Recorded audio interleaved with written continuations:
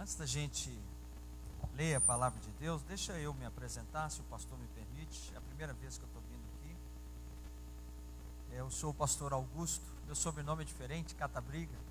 Eu sou de Paz. Eu sou filho de italiano, né? Então, os italianos têm nomes assim um pouco diferentes, né? Mas você vê que eu sou cato, eu não brigo com ninguém. Os outros estão brigando, eu vou lá, tiro, falo, para com isso, larga disso.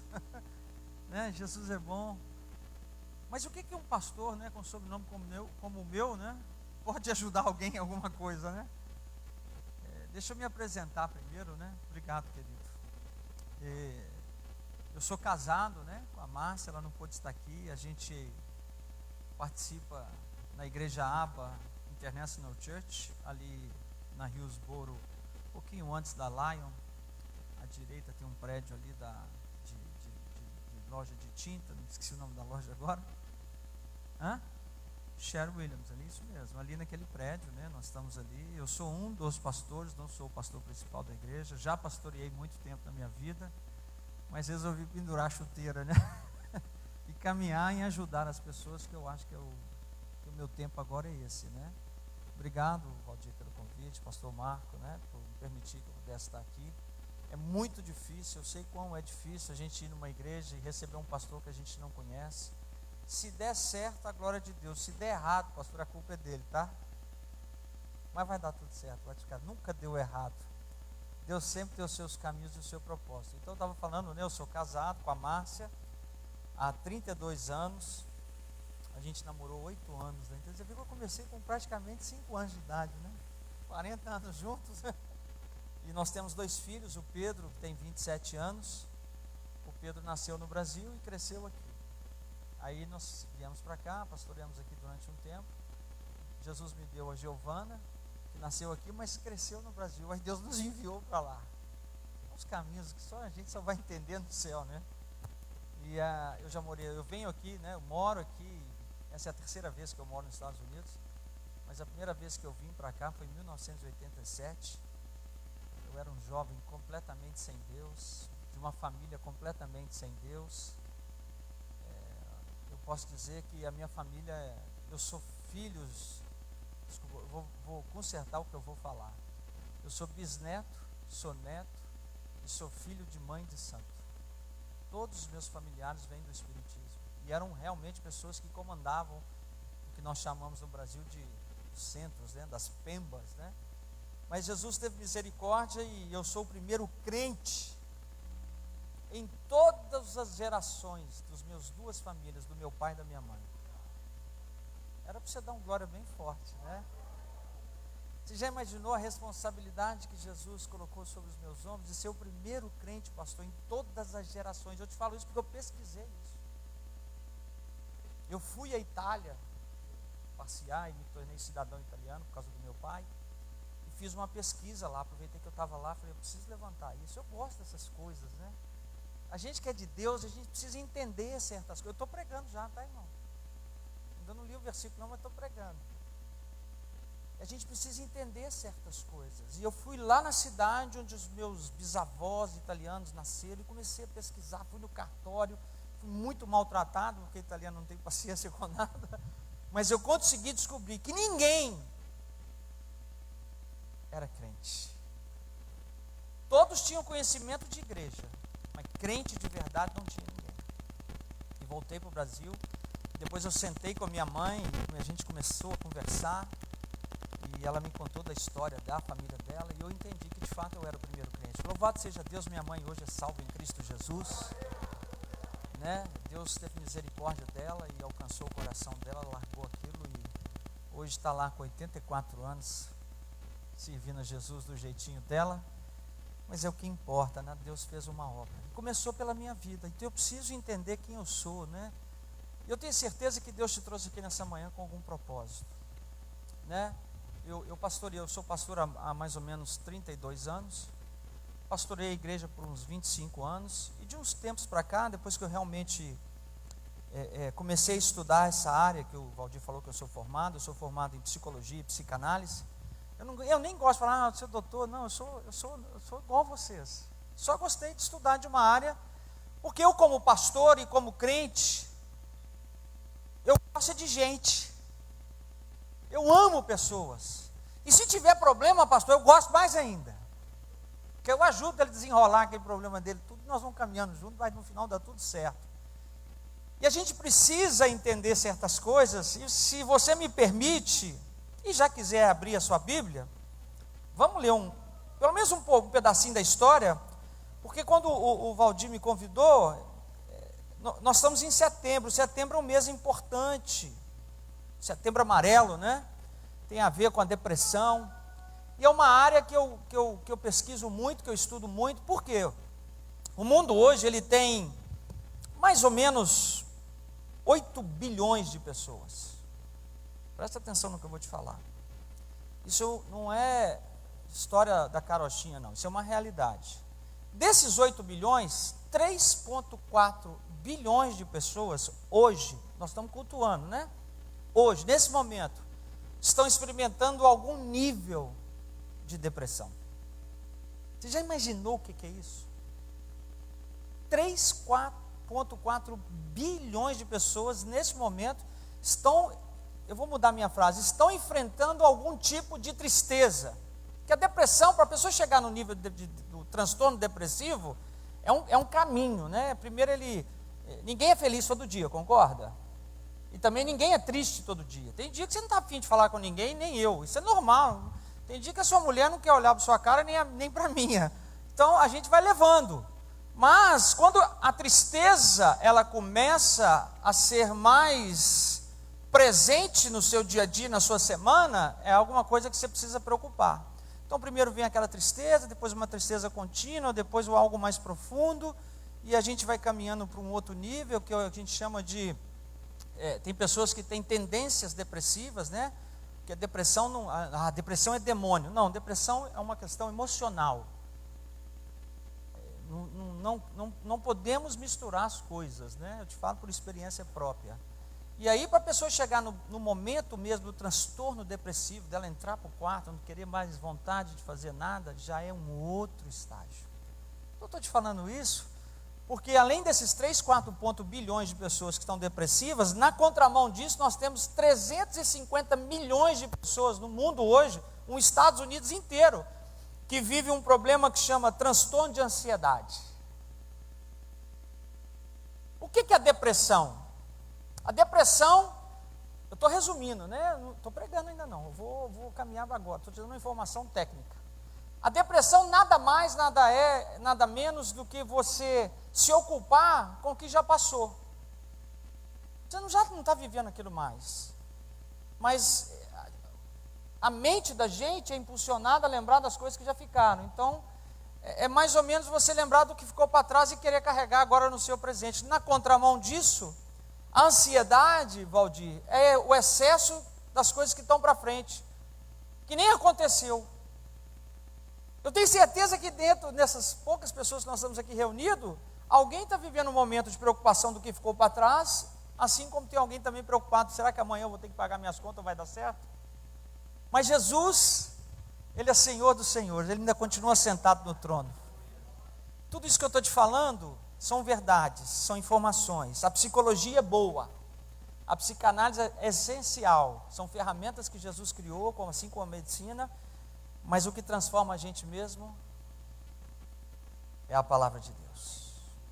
Eu tenho plena consciência disso.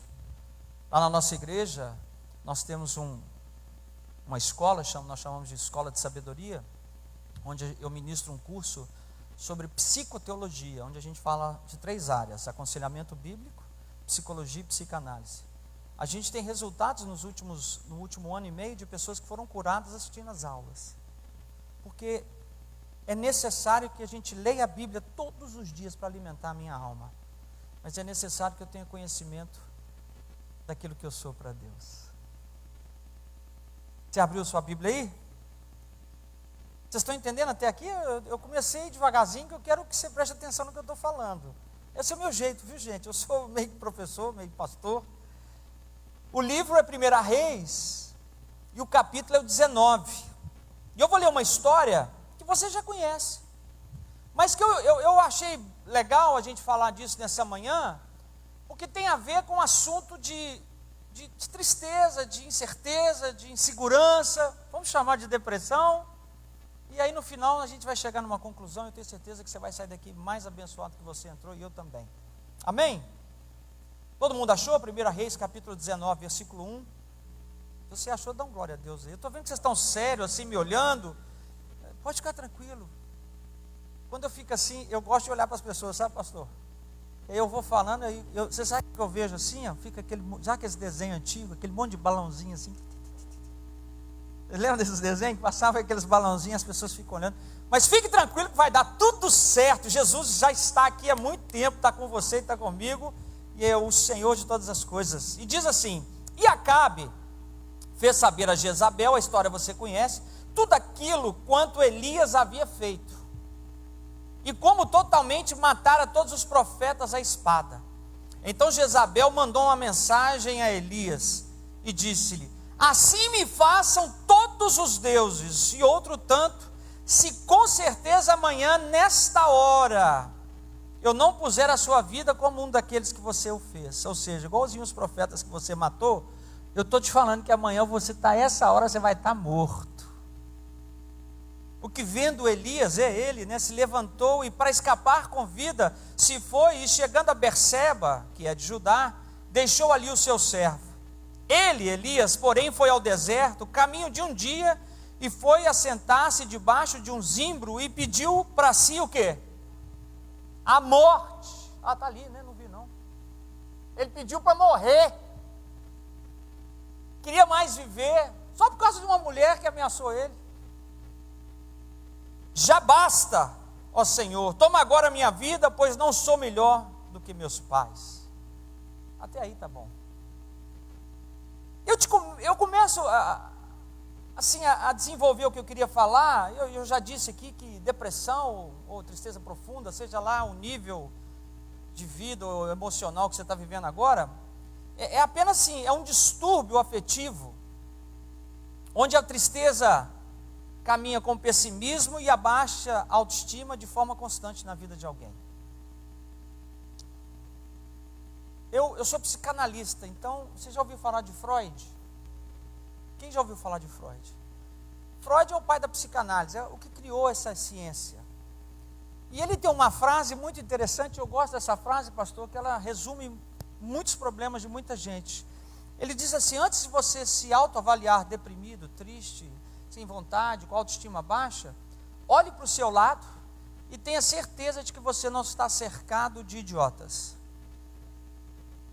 Por que ele disse isso? Porque muitas vezes nós estamos tristes, não é porque Deus é ruim com a gente, porque a gente sabe que Deus não é ruim, não é porque Deus nos abandonou, porque a gente sabe que Deus nunca nos abandonará, que nós cantamos isso aqui, nós viemos aqui nessa manhã porque Ele nos amou primeiro. Né? Esse culto Deus trouxe quem precisava vir, quem não veio aqui hoje não tem problema, era para nós.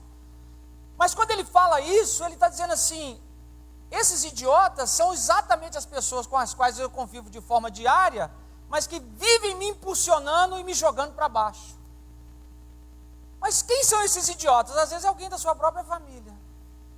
Porque Jesus disse assim: os meus maiores inimigos serão os da minha própria. As pessoas que menos acreditam em mim foram os meus irmãos. Quando eu me converti, eu fui execrado, eu fui expulso de casa.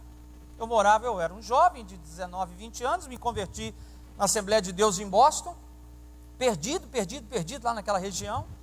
Eu aceitei Jesus, fiquei numa alegria total, falei: nossa, puxa, que coisa linda, experimentei algo que eu nunca tinha visto, sentido, e ninguém tinha conseguido me explicar até então. Sabe qual foi o primeiro presente que eu ganhei do meu irmão mais velho? Eu não gosto de crente, junta suas coisas e vai embora. E eu fui embora, eu e minha esposa, a gente recém-casado, 2 jovens, 20 e poucos anos. Eu fiquei muito mal naquele tempo, mas a vida passa, né? Hoje ele liga pedindo oração.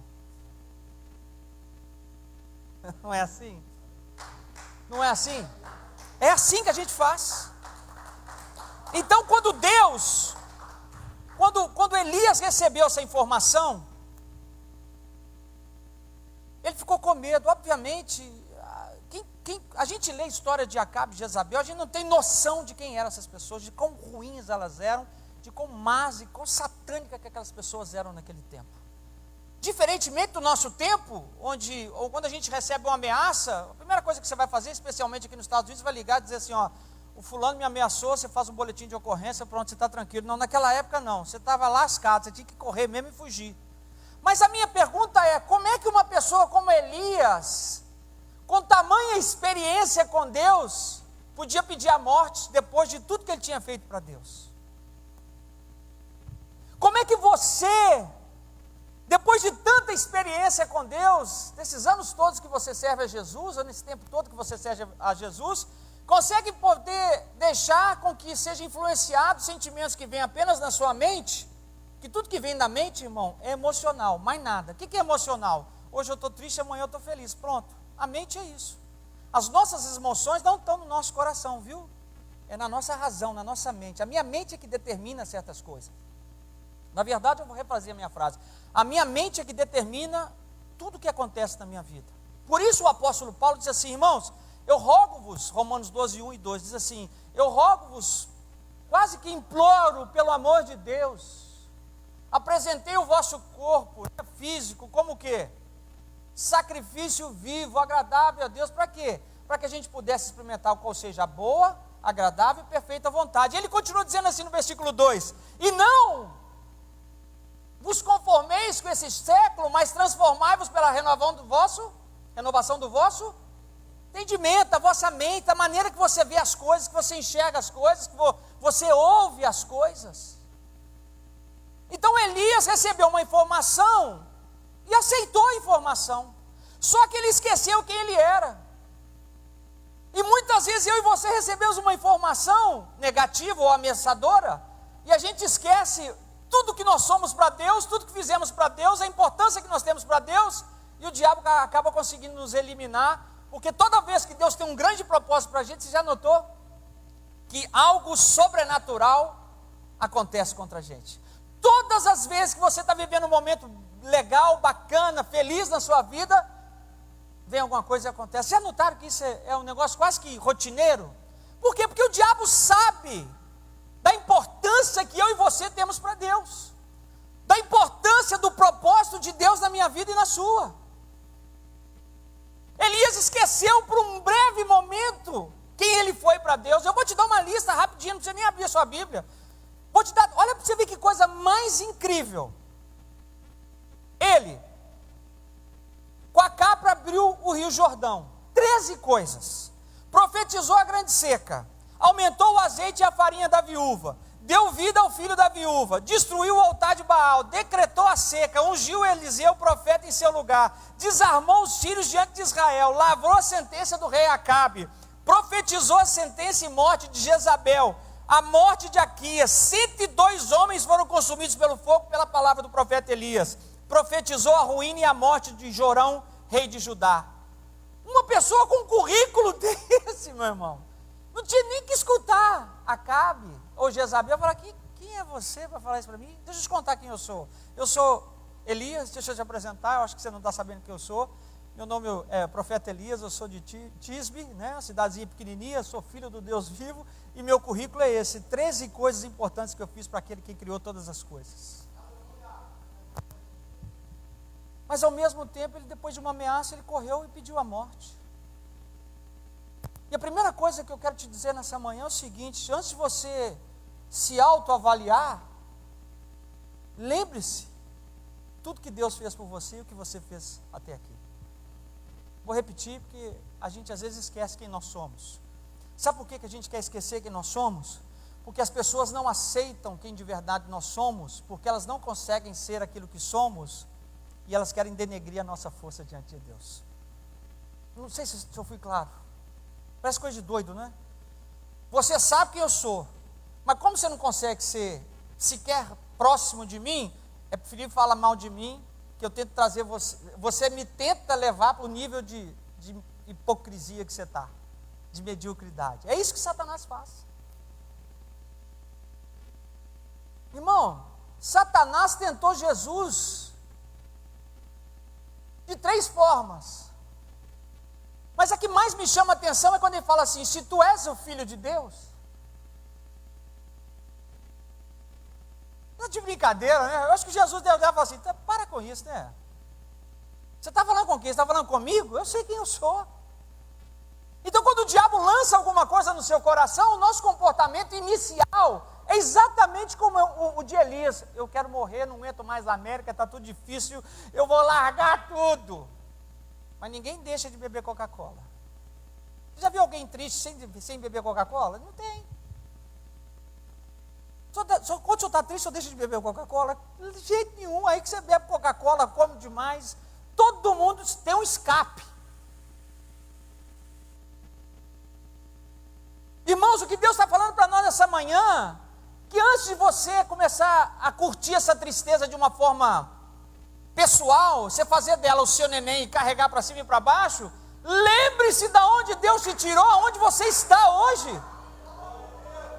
Desculpe o que eu vou te falar com todo carinho e respeito. Se você fosse bobo, irmão, você estava no Brasil até hoje.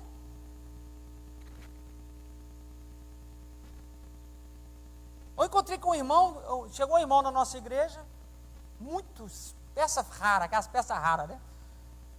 Aí ele falou assim: pastor, eu preciso de Jesus porque minha vida não é fácil.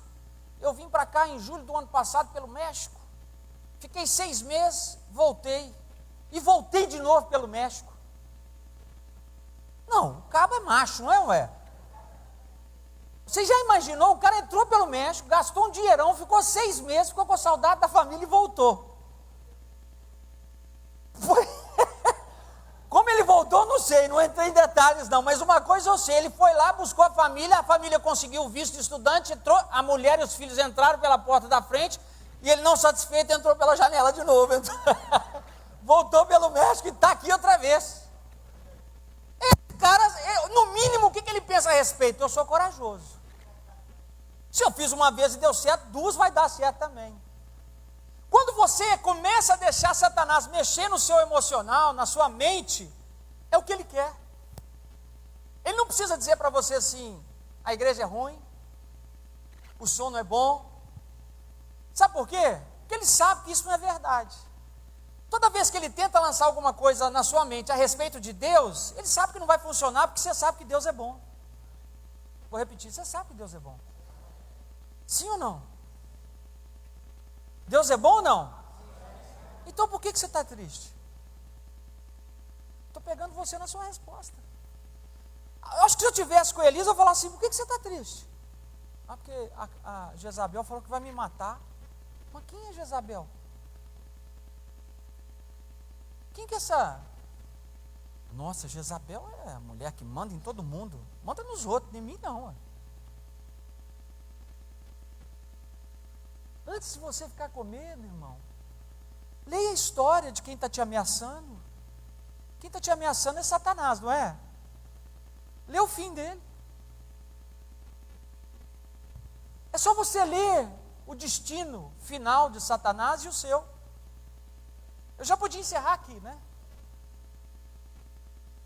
Mas eu estudando pessoa nesses anos todos, eu faço a mesma pergunta: por que você está triste? Eu estou te perguntando agora. Qual a razão de você estar triste? De não querer mais fazer nada? Ah, pastor, mas eu não estou em depressão não. Porque depressão, nós somos um povo que fomos doutrinados em qualquer igreja. Durante muitos anos dizia-se que depressão é coisa do diabo, é ou não é? Psicólogo, então, é coisa de doido. Eu escutei isso lá quando eu cheguei na igreja, eu falei que era psicólogo, muita gente chegou para mim e falou: isso é coisa de doido. Eu falei: não, é coisa de gente que tem consciência, pelo contrário. O doido, ele não precisa de psicólogo. Quem precisa de psicólogo é quem tem consciência de que está precisando de ajuda. Ou seja, ele está sã, a mente dele continua funcionando. Só que nós crescemos ouvindo isso. Você não precisa de ajuda, Deus resolve tudo. Claro que Deus resolve tudo, mas você precisa estar pronto para entender o resultado que Deus quer para a sua vida. Vocês estão aqui ou não? Vocês estão com uma cara para mim, gente? Pastor, acho que nunca mais vou voltar aqui. Irmão, preste atenção, olha para dentro de você, filho. Olha de onde você veio. Eu estou te contando a minha história, eu comecei contando quem eu era, que você não prestou atenção, por isso que eu gosto de contar assim, eu sou isso, eu sou isso. Não é para dizer que eu sou melhor do que todo mundo, não, porque eu tenho consciência do valor que eu tenho para Deus. Não estou querendo dizer, ele é doutor, isso é bobagem, isso aí eu sentei, é porque eu gostei de estudar e sentei 12 anos da minha vida numa cadeira para estudar. Por quê? O meu material de trabalho, como pastor, é pessoas. Se eu fosse vendedor de carro, eu ia estudar 12 anos para entender de carro. Se eu fosse pintor, eu ia procurar estudar sobre pintura. Mas Deus me chamou para cuidar de gente. Deus chamou você, olha para cá, para cuidar de gente. Porque cuidar de gente não é só para pastor, não, é para todo mundo. Ide, portanto, fazer discípulos de todas as nações, ensinando-os o quê?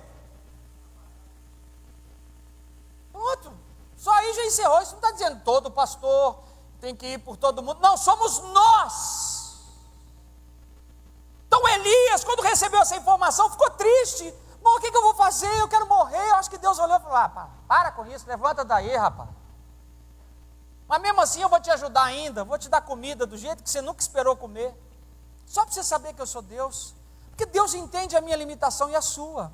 Mas eu quero te fazer uma outra pergunta, a segunda pergunta. Não estou fugindo do assunto. Me responde, qual é o princípio do cristianismo? Quem sabe dizer? Qual é o princípio do cristianismo? Opa! Quem falou? O amor. Exatamente. É o amor. Mas amor a quê? A Cristo. Esse é o primeiro mandamento, né? Ao próximo. Vamos ler o versículo? Vamos entender? O primeiro é inquestionável, amarás o teu Deus com toda a tua força, entendimento, razão, enfim, aquelas coisas. Esse é o mandamento, Deus não tá pedindo, isso não é opcional não, é um mandamento. Amar a Deus é um mandamento, nós temos que amar a Deus. É um amor incondicional. Por que é um amor incondicional? Porque não é vontade minha, é vontade de Deus me amar. Não é você que ama Deus, não, foi Deus que te amou. O segundo, amarás o teu próximo. Você não consegue amar ninguém se você não ama a si mesmo. Amarás o teu próximo. Não, você tem que amar a si mesmo. Amarás o teu próximo. Eu tenho que amar o Valdir como eu me amo. Por isso que o mundo é cheio de ódio, porque as pessoas não se amam, como é que eu vou amar alguém? Tem uma história, eu não vou contar hoje não, deixa para outra oportunidade, que ela é um pouco triste. Mas você está entendendo o que eu estou querendo te dizer? Como é que você quer amar alguém se você não consegue amar nem a si mesmo? Quando você levanta de manhã, irmão, eu tinha um jovem na nossa igreja em Belo Horizonte, eu estava lá no meu gabinete, sentado, fazendo o que eu fazia todo dia, esperando alguém, enfim, ajudando o meu pastor, e esse jovem chegou e falou, eu queria falar com o pastor Catabriga, assim, meio nervoso, né? O cara todo barbado, não, eu estou de barba, irmão, mas eu não uso barba não, tá? Isso é uma outra história. Chegou lá barbado, de chinelo, todo sujo, camisa amarrotada, todo estraçalhado, todo lenhado, né? Ele falou assim, me disseram que você vai me ajudar. Eu falei, que é isso? Eu?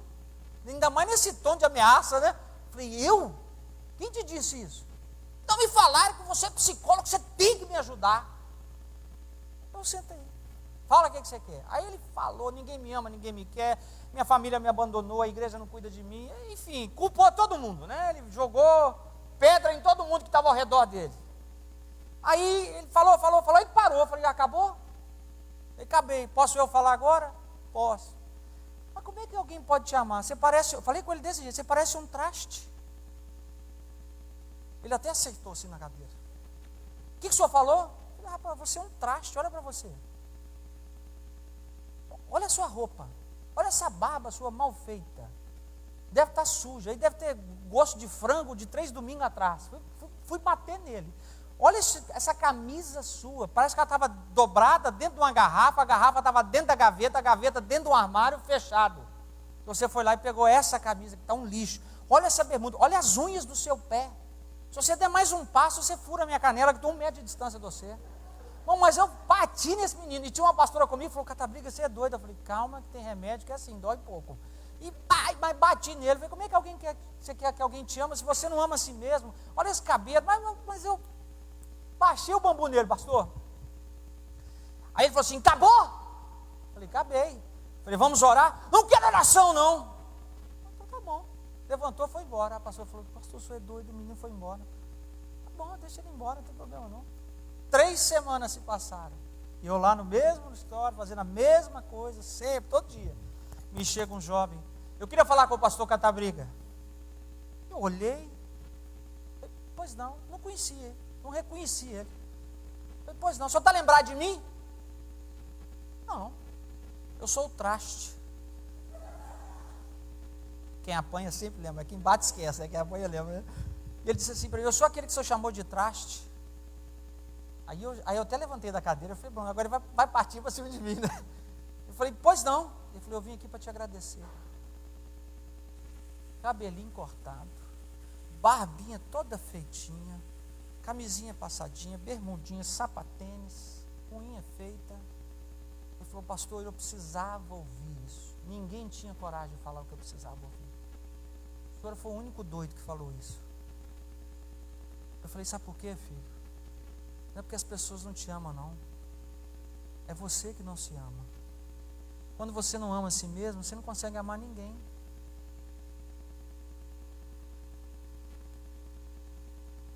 Repetir, quando você não ama você mesmo, você não ama ninguém, filho.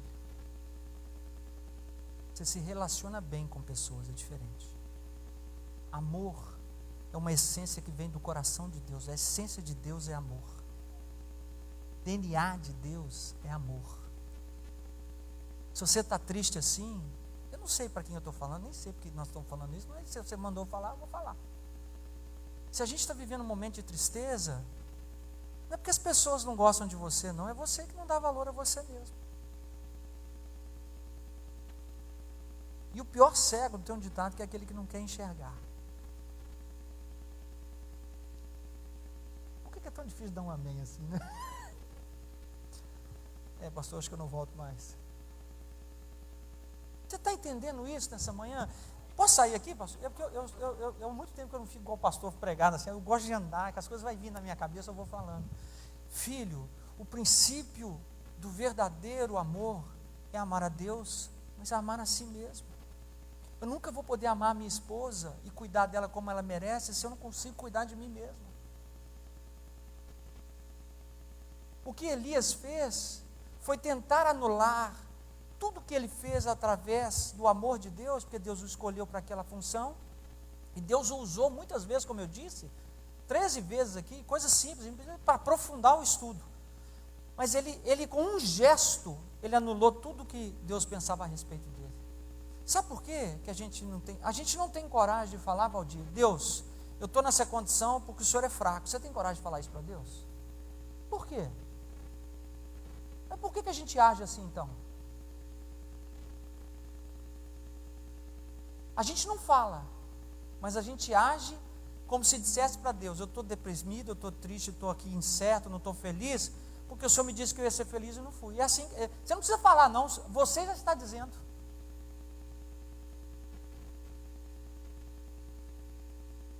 E agora está todo mundo bem preocupado. Mas é mentira. Eu não tenho coragem de falar para Deus, a cruz foi pouco. Não, mas quando eu nego tudo que Deus fez por mim, e presta atenção, eu começo a continuar com as minhas ações que no passado não pertenciam a Deus, o velho homem quer surgir, e eu continuo com as mesmas palavras, eu continuo com o mesmo comportamento, eu estou dizendo para Deus, o Senhor errou, o Senhor não conseguiu mudar a minha história. Mas nessa manhã, até perdi o tempo ali, Deus me trouxe aqui para algum propósito. Eu não parto de um princípio que eu não tinha nada para fazer, Ele me chamou e falou, você não está nada para fazer, vai lá. Não, eu acredito muito no propósito de onde eu vou e por que Deus está me levando. Sabe por quê?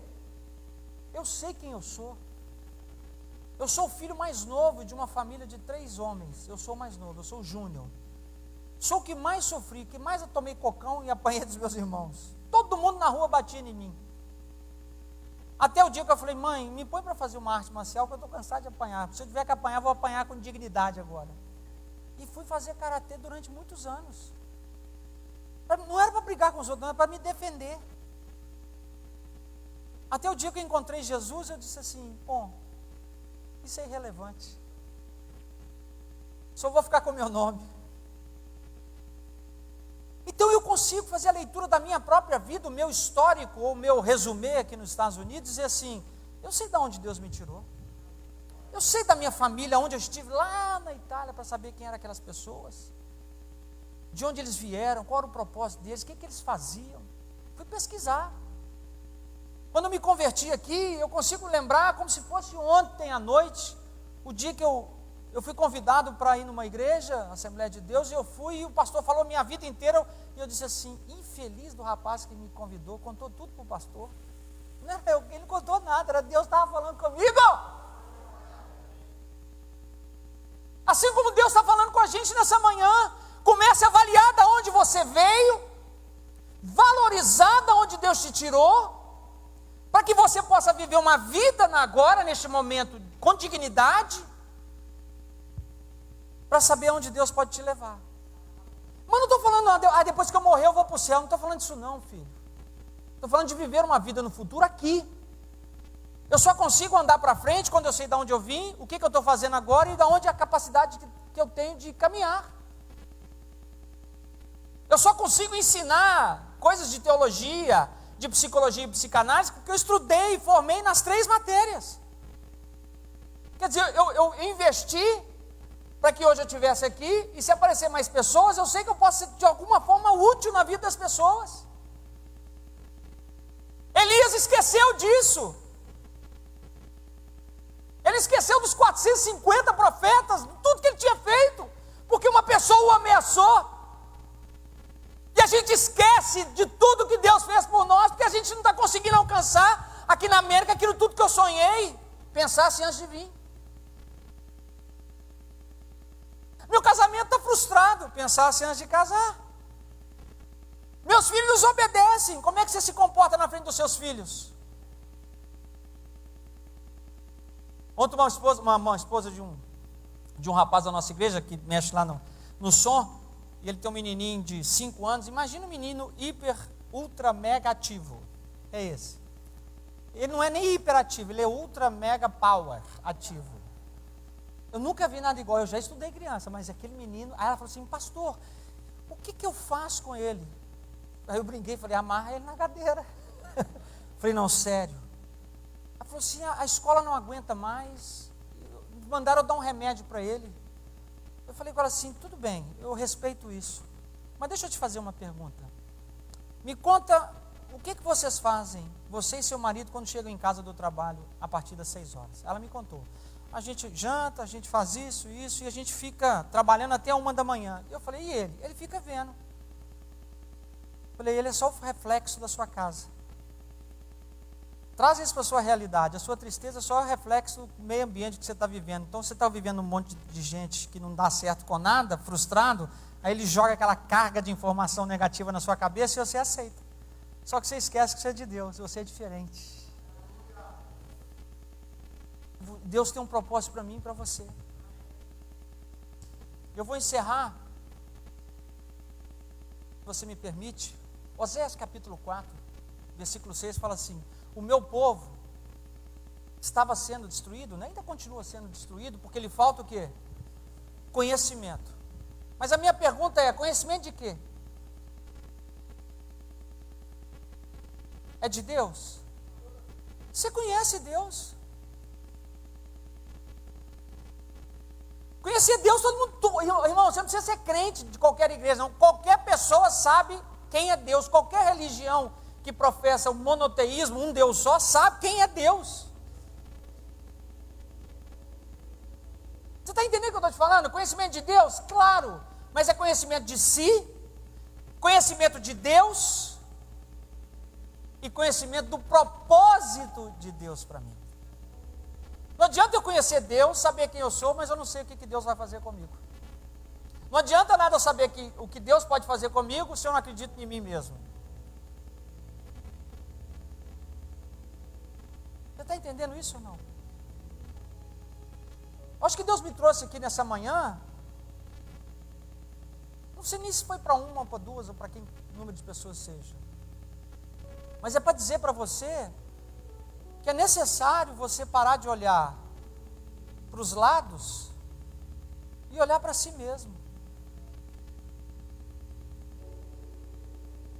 Eu posso te dar um exercício para você fazer em casa? Quando alguém vai fazer terapia comigo e vem com essa conversinha de depressão, eu dou um exercício para a pessoa fazer em casa.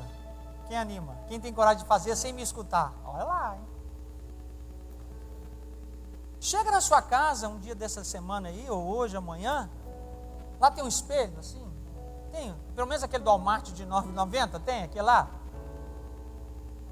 Mas só você, se tiver seu marido, você tranca a porta, põe os seus filhos para fora, você põe lá o espelho, fica pelado na frente dele, mas não avalia seu físico, não.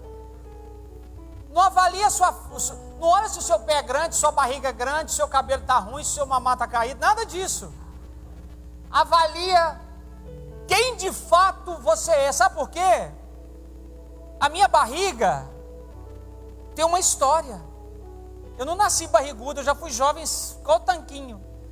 Mas a história de vida que eu tenho me faz ler que quando eu olho para a minha barriga, por alguma razão eu tive que parar de ser aquele malhador, que eu tive que cuidar da minha casa. Quando a mulher olha para as mulheres casadas que têm filho e vê que já a natureza está chamando tudo para baixo, que há uma história por trás daquilo, é os filhos que vieram, as bênçãos de Deus. Só que a gente quer olhar de forma negativa, a gente quer destruir a gente mesmo. Mas coloca o espelho lá, sem maquiagem, de igualzinho que você vê ao mundo, exatamente como Jesus olha para a gente. Você vai ver que você vai achar coisas de valor em você. Sabe por quê? Porque quando eu olho para mim, eu olho a minha história. Quando eu olho para mim no espelho e vejo o quão bondoso Deus foi comigo, e eu olho para minha esposa, eu sei que nós temos uma história. Para eu chegar aqui nessa manhã e abrir a minha Bíblia a convite dos pastores, é porque Deus sabe que eu tenho uma história.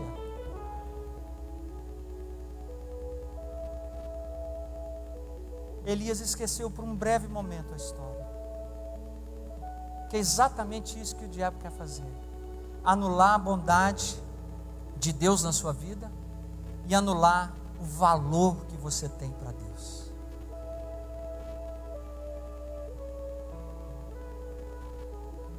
Essa música, daqui a pouco nós vamos chorar. Se você... Então, o fundo musical quase que assim. Não, tá benção.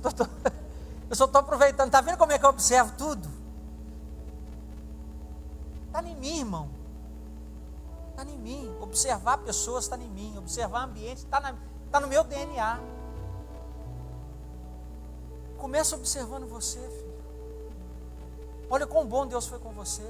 Eu poderia citar aqui N versículos para mexer no seu emocional e levantar você e dizer assim: você é mais do que vencedor em Cristo Jesus. Deus te fez cabeça e não fez cauda. Eu posso citar uns 30 aqui. Mas hoje, especificamente hoje, não é esse o propósito. Hoje o propósito é para você cair na realidade da sua própria vida. Espera aí. Por que eu estou agindo assim? Por que eu estou tão ansioso e preocupado com as coisas de amanhã, quando a palavra de Deus diz que o amanhã pertence a Deus? Jesus disse que eu não consigo mudar um côvado da minha vida em nada. Por que eu estou preocupado com o que passou? Se passou, passou. Irmão, se eu tivesse dado ouvido aos meus irmãos de sangue, eu estava lá em Belo Horizonte até hoje. Porque para eles eu não prestava, eu era vagabundo, eu não prestava. Meu pai morreu, eu tinha 3 anos de idade. Eu não conheci meu pai, não lembro do meu pai. Então, ele fala: você não vai dar nada, isso é vagabundo. Eu cresci ouvindo isso. Se eu tivesse dado ouvido àquilo, eu estava lá até hoje. Mas há um momento que tem que ser um romper do Espírito Santo de Deus e dizer assim: chega! Eu não aceito isso mais.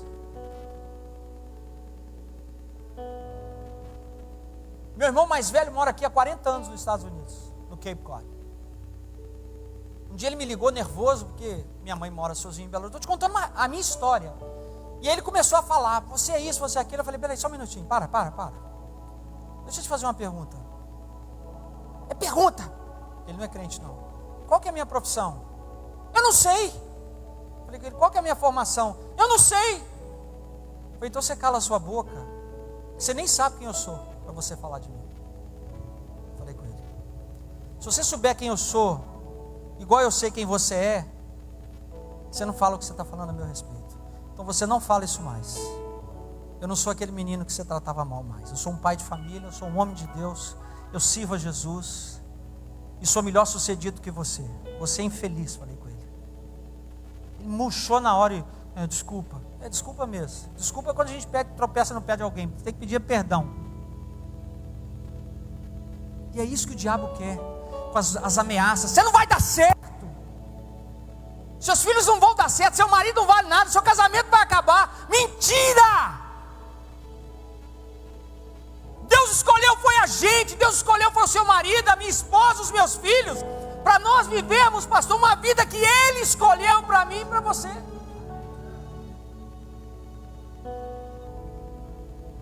Até quando nós vamos aceitar isso?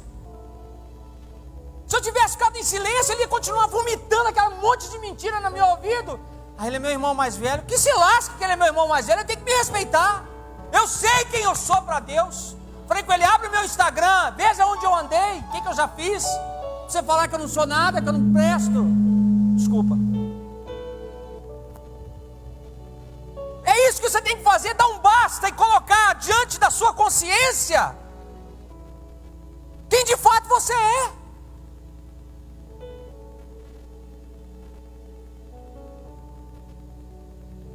Desculpa falar isso para você, porque eu amo pessoas. Eu fico triste, pastor, quando pessoas de Deus sentam. Eu sou 99,9% das pessoas que eu atendo são crentes. Eu fico triste porque eu falo, meu Deus, como uma pessoa que serve a Deus pode chegar nesse nível. Um pastor recentemente chegou na minha casa, meu amigo, de mais de 20 anos, sentou na minha mesa e falou comigo assim, Catabriga, eu vim aqui porque você é minha última esperança, que eu ia me matar ontem à noite.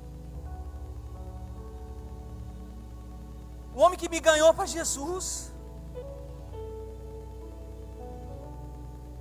Você imaginou isso? Eu fico até emocionado, porque é o cara que eu amo, o cara que me ganhou para Jesus, que cuidou de mim quando eu estava nas drogas, que eu ligava e falava, pastor, eu estou tendo, como é que fala? Estou tendo crise de abstinência, eu era viciado em cocaína, droga, tudo que você imaginava eu era. Ele falava comigo, vem para cá que eu vou orar com você. Aquele homem que cuidou de mim sentou na mesa da minha casa e disse, eu não me matei ontem à noite porque Deus falou que era para vir aqui falar com você.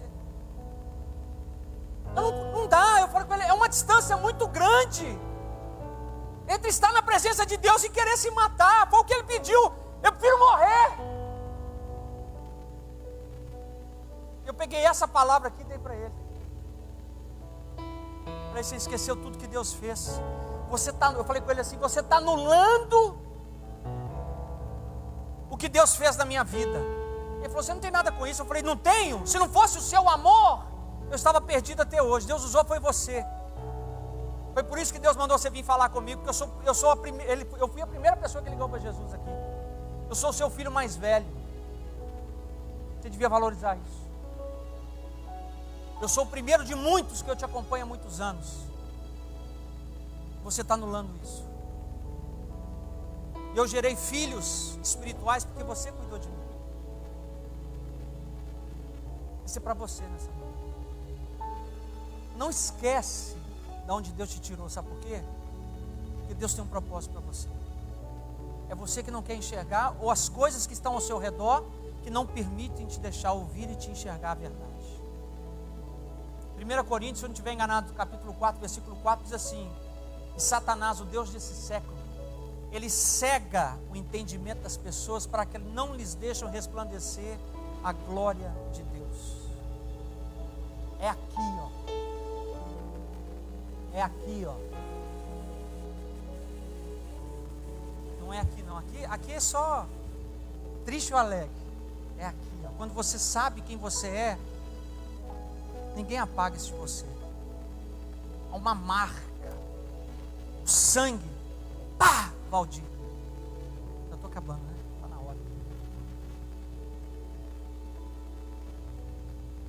nem sei para que eu estou falando isso.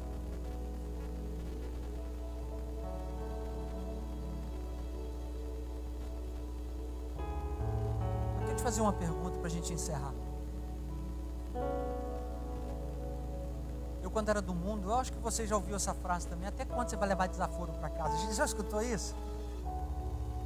Eu estou te perguntando: até quando você vai aceitar desaforo de Satanás? Até quando? Até quando você vai deixar Satanás entrar na sua casa e sentar lá e fazer o que quer com a sua família, o seu casamento? Até quando?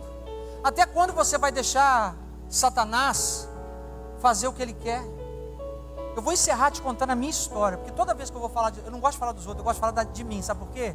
Eu tenho todos os problemas que você tem. Eu te falei que eu tenho um filho mais velho, o Pedro, né? Sim ou não? Pedro é um menino de Deus. Nós somos pais de 2 crianças, nem eu e nem minha mulher podíamos ter filhos. Nós 2 somos estéreis. O Pedro tem 10 anos de diferença, 9 anos e meio de diferença para a Giovana. O Pedro, a Márcia brinca que é resultado da oração dela, e a Giovana é resultado de oração minha. E é verdade. Mas o Pedro, hoje ele está no mundo. Esse cara que está falando aqui com você tem um filho perdido. Um menino que tocava no altar da igreja,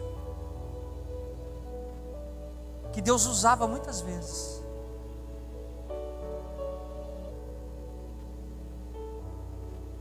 Eu disse para ele semana passada, eu estava no Brasil, fui lá, e ele está passando as lutas deles. Eu disse assim para ele: você sabe qual que é o seu problema, filho?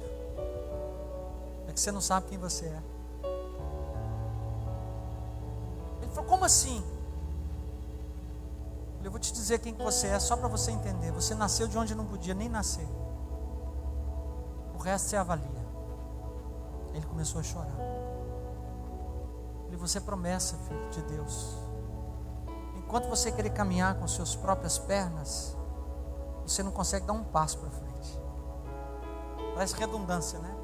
Quando a gente quer caminhar com as próprias pernas, sabendo quem nós somos para Deus, a gente não consegue dar um passo à frente. E aí, na hora de vir embora, ele chorou, a gente chorou, minha esposa chorou. Meu filho é um menino super inteligente, ele é piloto de helicóptero, meu filho.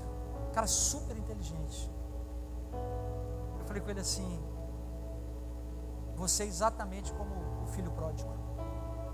Só que as bolotas de porco ainda não acabou na sua vida. Você vai comer até acabar. Não é porque eu estou profetizando, não. É porque você escolheu. A escolha é sua. Mas não é por causa disso, que a escolha dele, que eu como pai, vou deixar de lutar por ele. Eu falei com ele: você pode fazer o que você quiser, mas você não pode me proibir de orar por você. E eu estou. E lá se vão 7 anos nessa luta. Para quem não ficou, ele já evoluiu, é isso que eu falo, análise. Há 7 anos atrás ele ficou 2 anos e meio, 3 sem falar comigo. Ele não conversava comigo. Mas Deus foi tratando. Hoje ele já me liga pedindo oração. Um passo de cada vez. Sabe por quê? A promessa não foi dele, não. A promessa foi minha e da minha esposa. Foi nós que pedimos. O presente, ele é um presente não para ele, mas para mim e para minha mulher. Você é um presente não para você, mas é de Deus. Por isso que Deus não desiste da gente. Fazer você chorar, não. Mas deu para você entender isso?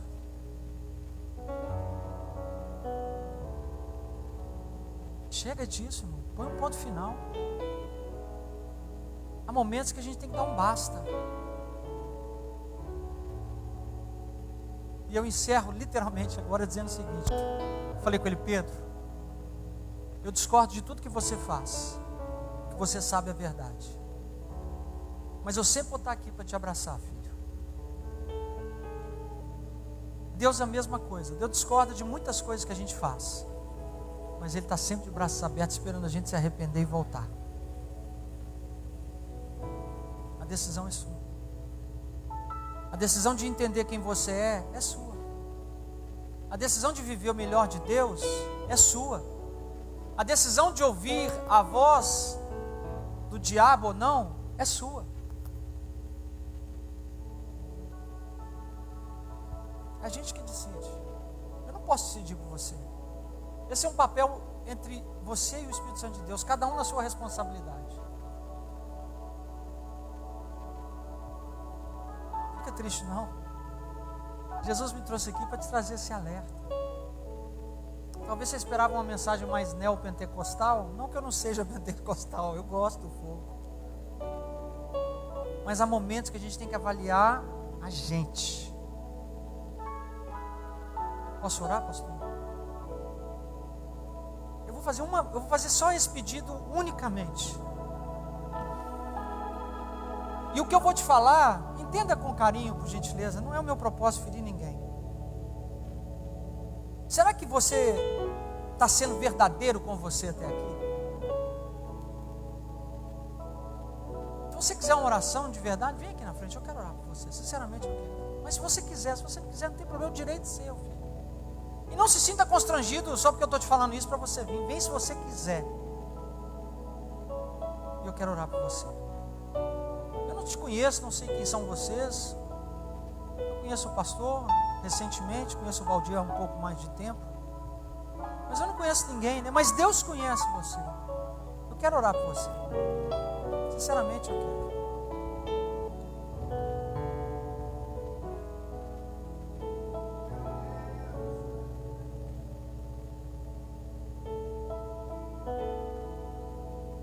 Se você entender o amor de Deus, se você entender quem você é, você vai entender o propósito de Deus para você. E a boa notícia é a seguinte: não, chega para cá, não fica. Você veio para receber oração? Vem para cá, não vou morder não, pode ficar tranquilo. Vou orar. Mas põe um ponto final, né? Chega, né, pastor? Tem hora que a gente... Para tudo tem limite, irmão.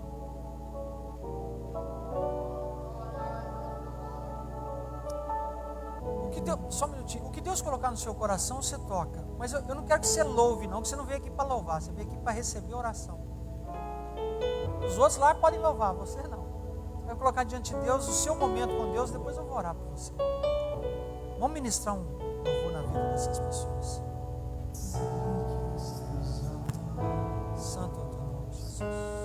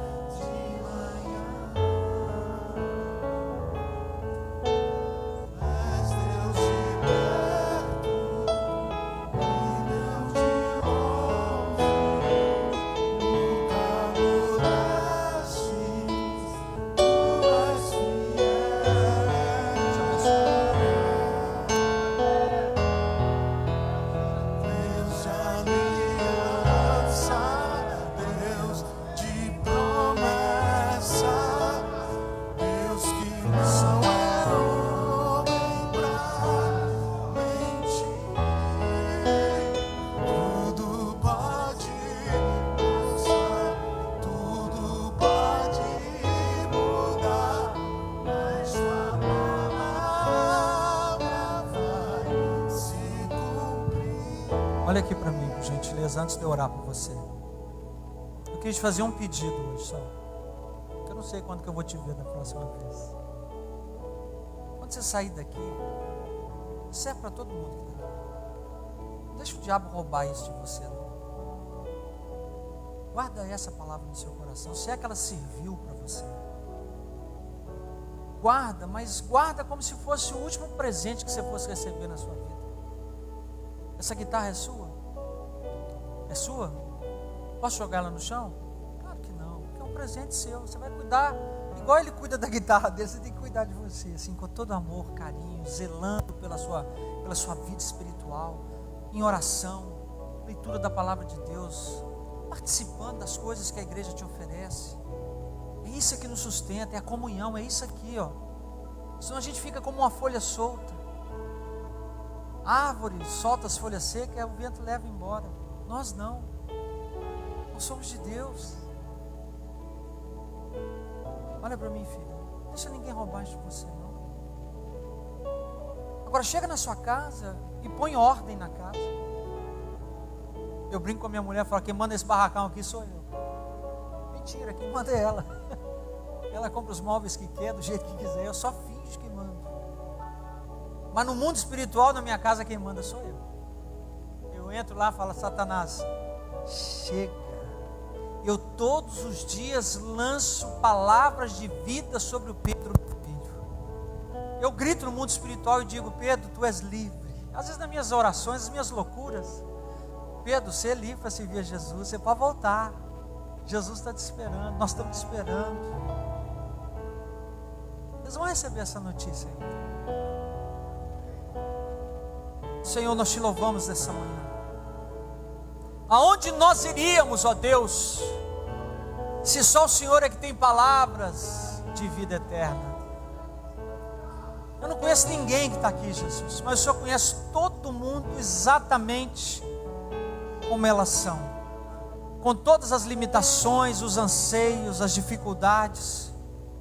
Mas eu te peço nessa manhã, em nome do teu Filho amado Jesus, Pai, visita cada família, cada casa, cada pessoa. Deus, restaura a alegria, o desejo de vida, a vontade de servir. Coloca, Deus, na vida dessas pessoas uma armadura nova, do alto da cabeça à planta dos pés. Adestra a mão dessas pessoas para essa batalha do dia a dia espiritual em oração. Nos dê força física, Jesus, mental, espiritual, psicológica, emocional, para a gente continuar lutando, ó Deus, sobre o teu nome, sobre a tua palavra, que não pode voltar atrás. Eu declaro, irmãos e irmãs, sobre a vida de cada uma de vocês, a bênção de Deus, as portas abertas. Você é livre para amar a Deus, para adorar a Deus, para servir a Deus, exatamente como Deus te criou. Deus, toma essa igreja nas tuas mãos, a vida do pastor Marco, todos os líderes de departamento. Senhor, faz o sobrenatural acontecer neste lugar. Nós chamamos a existência na vida dessa igreja a tua bênção. E toda palavra, todo olhar, toda oração contrária nós jogamos por terra em nome de Jesus. Traz pessoas que vão agregar aqui, Jesus. Repreende e desfaz e frustra todos os planos das trevas.